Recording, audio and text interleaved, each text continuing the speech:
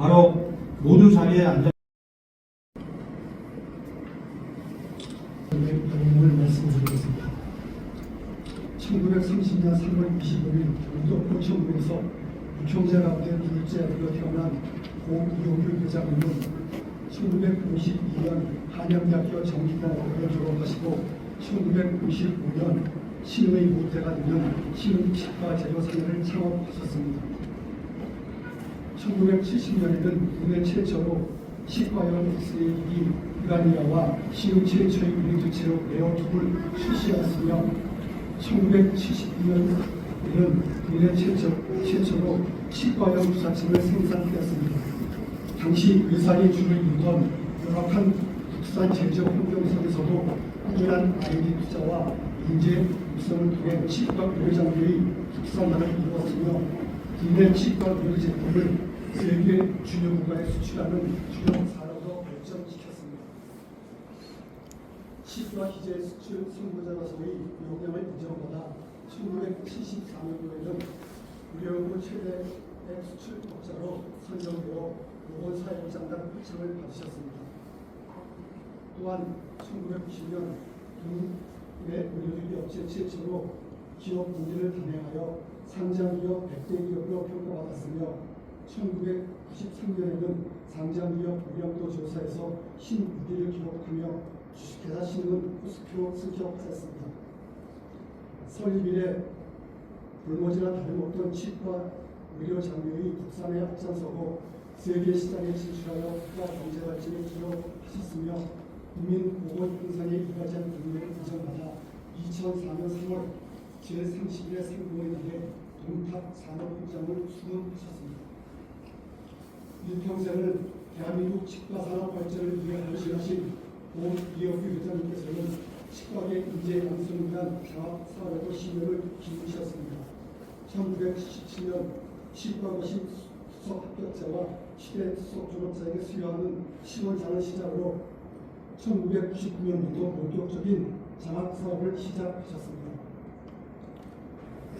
마침내 2017년에는 신흥연성학술재단을 설립하셨으며 시가 47억 원 상당의 만전사업과 부동산 평가액 250억 원 상당의 방배동 사업을 견물 기부하셨습니다.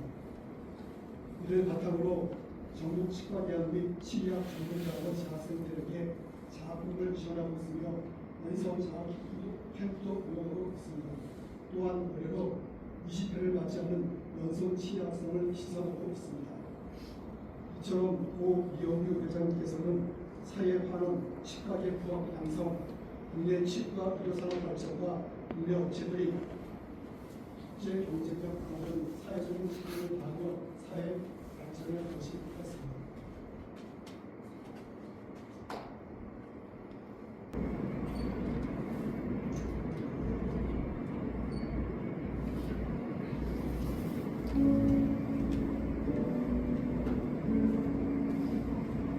우리가 외국 잡지가 많았어요.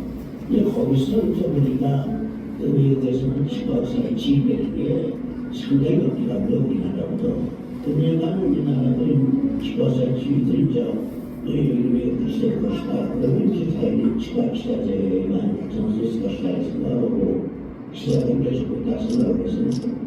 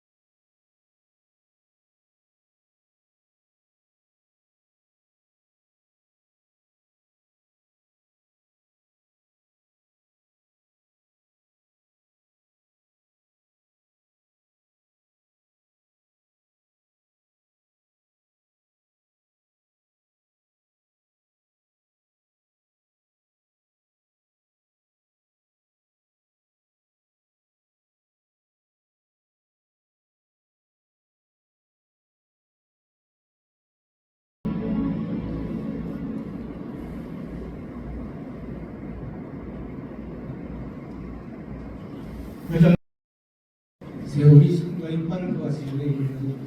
작년에 왔습니다. 김명수 장관 그런 것 같습니다.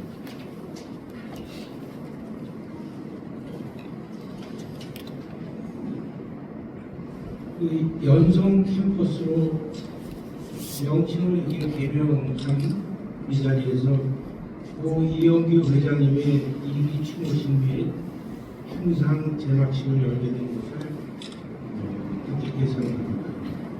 그리고 시는 이영규 회장님과 가족분들께 추모의 마음을 전하고 바쁘신데도 참석해 주신 내빈 여러분들도 감사의 말씀드립니다.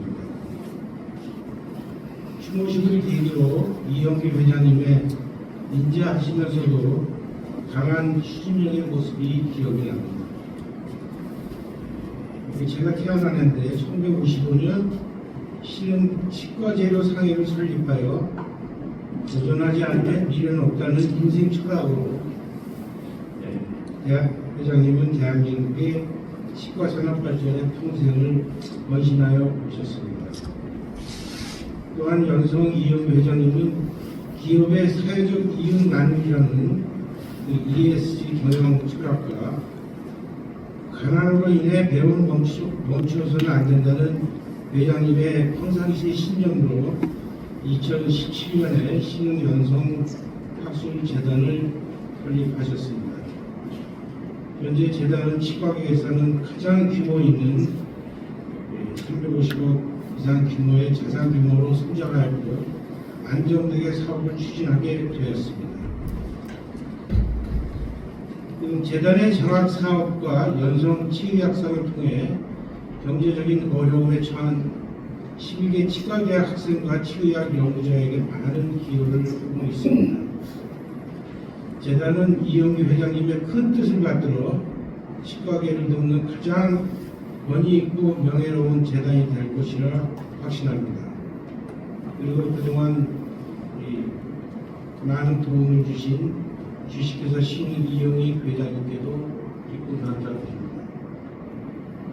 우리 곁을 떠난 회장님의 삶이 일궈낸 업적과 사랑이 우리들에게 커다란 희망으로 남아있을 것이며 우리 곁을 지켜줄 것입니다.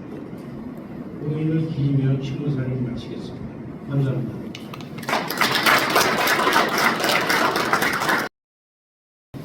저희 신대 회장님과 이주기에 참석해주신 분들께 진심으로 감사드리겠습니다. 저는 이 자리를 빌어서 제가 가지고 있는 몇 가지 추억을 여러분과 우선 첫 번째 제가 갖고 있는 추억은 하시는 게 아니고 24시간을 그냥 같이 생활하시는 거였습니다. 근데 그 자리가 제가 이렇게 자리를 보니까 5평이었던 것 같습니다. 회사가 그 당시에. 근데 거기가 저한테는 놀이터였었던 거죠. 어머님도 뵙고 어머님하고 선대 회장님께서 사업하시는 모습을 옆에서 지켜볼 수 있었던 아주 소중한 시간이었습니다.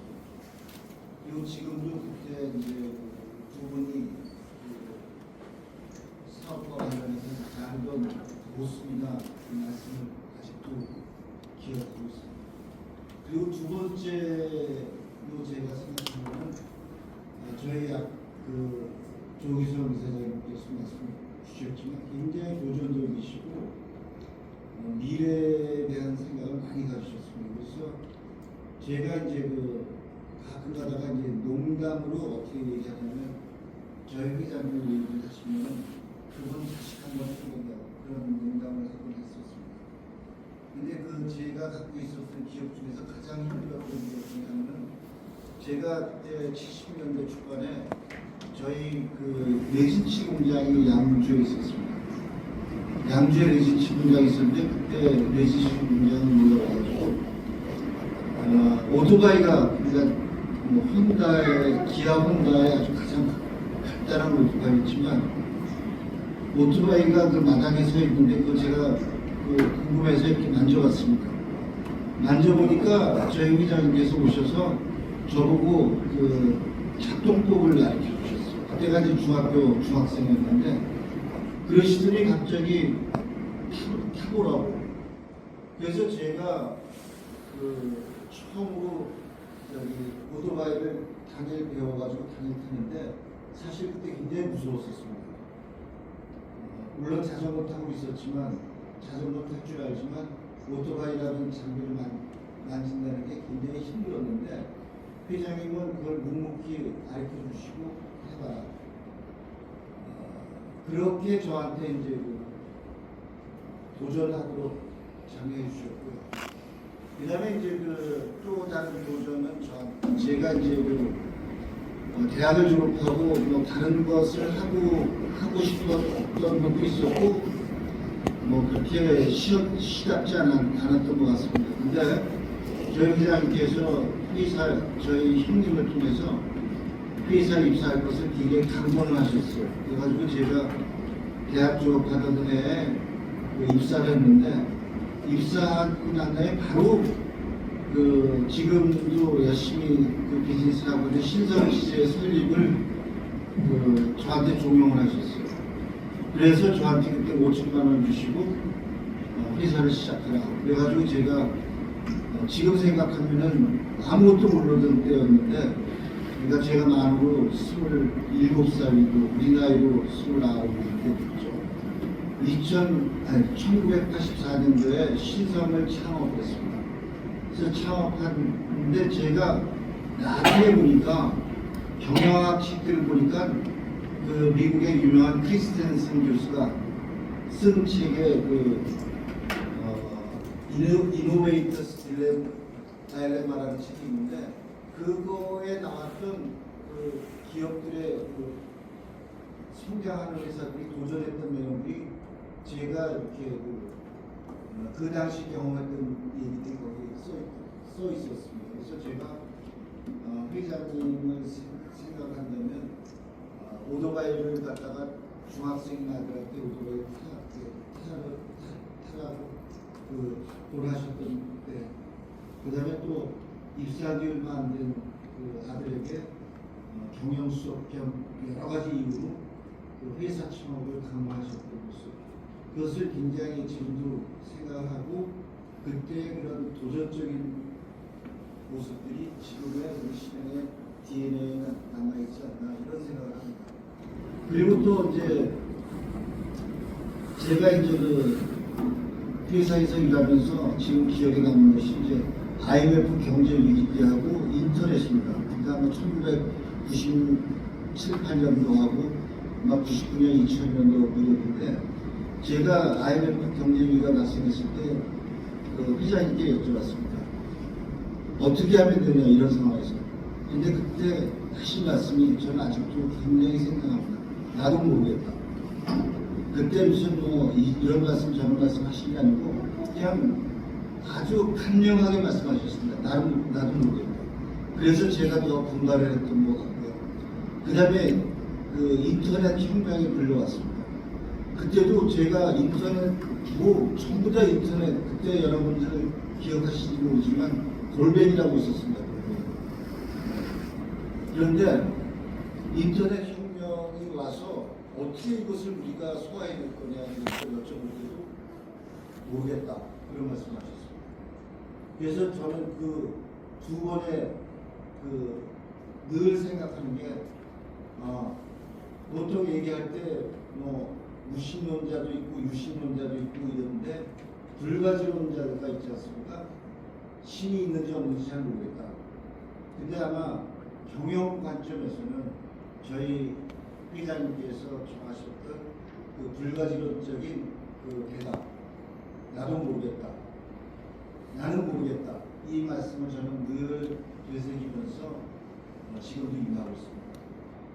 그리고 그다음에 또 기억에 남는 것은 이제 저희가 지금 아주 업계에서 일반화된 쿠폰들을 갖다가 초기 형태로 이제 전시회에서 굉장히 열심히 소개했습니다. 근데 어느 지나가는 분이 그렇게 얘기를 하셨대요. 얘네들 뭐 하는 거냐? 그랬더니 돈질하는 거다.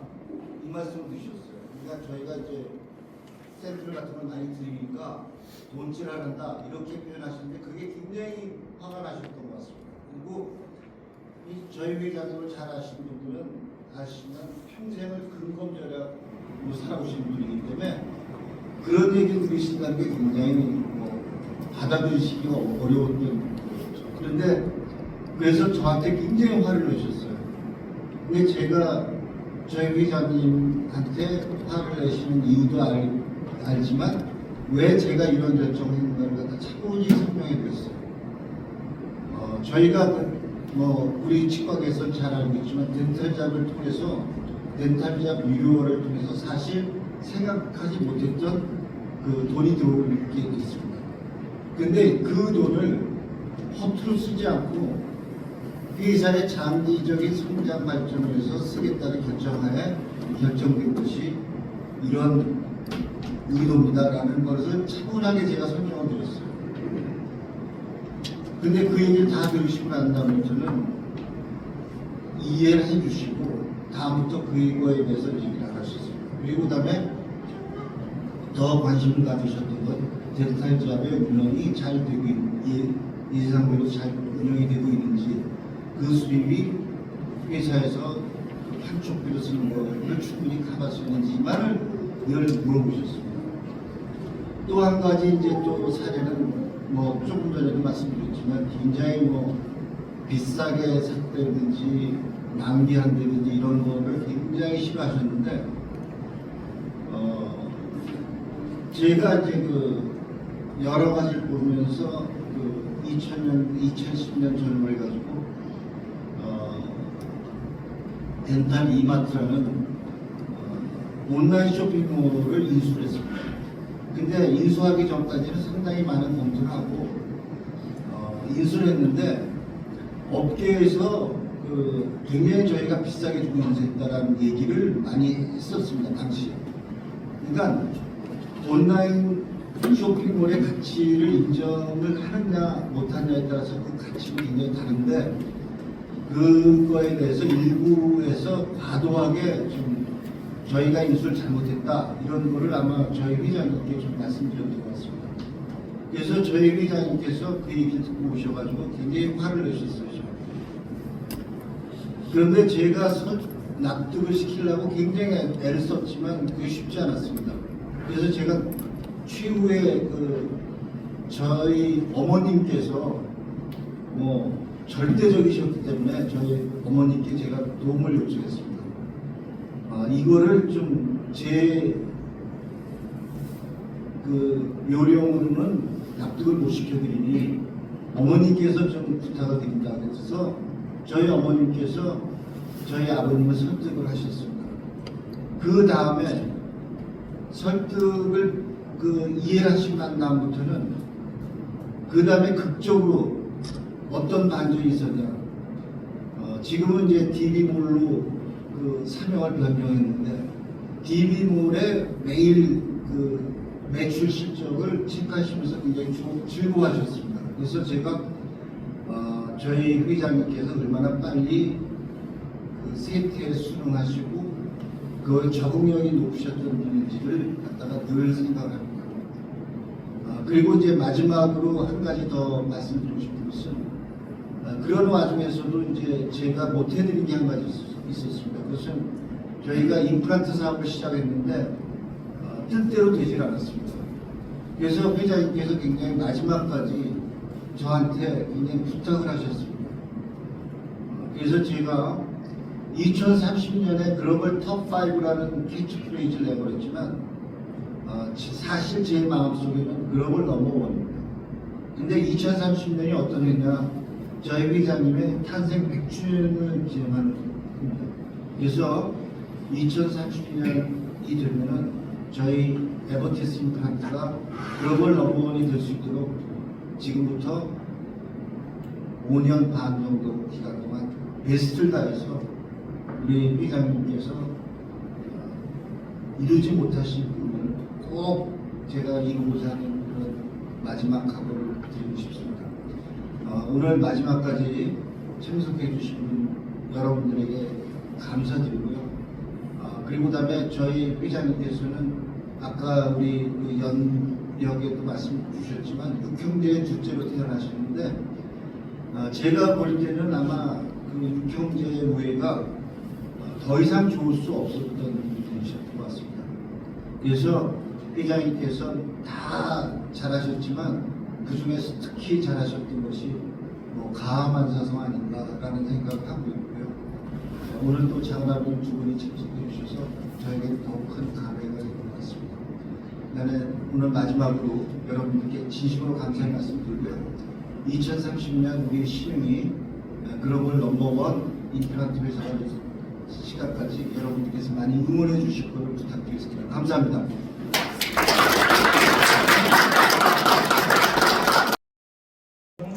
풍상은 그 의지와 열정이 살아 숨쉬는 상징이 될 것입니다.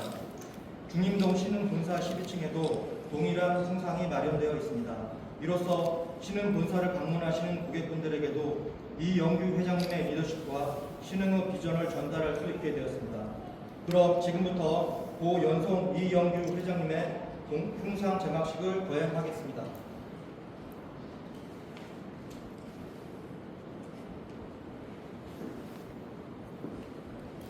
잠시 사진 촬영을 진행하도록 하겠습니다.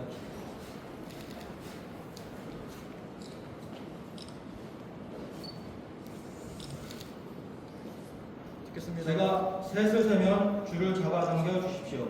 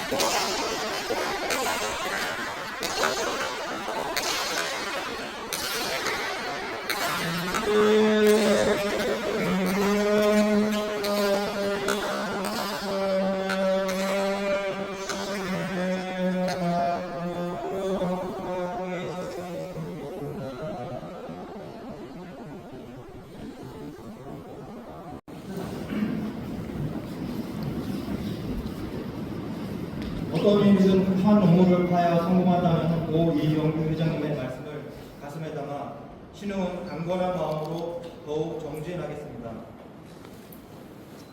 이상으로 고 연송 이영규 회장님의 2주기 추모식 및 풍상 제막식을 모두 마치겠습니다. 지하 1층에 식사 자리가 마련되어 있습니다. 대표님들께서는 모두 식당으로 이동해 주시겠습니다. 감사합니다. 우리나라에서 뭐 조각가로서 탑 원이라고 저는 생각하는데 저희 저 연성 이영규 회장님의 사회이시기도 합니다. 자부사이시다. 오늘 두 작품 때문에 고생이 많으시고 인사는 소개를 안 하시죠. 제가 제대로 했나요? 네.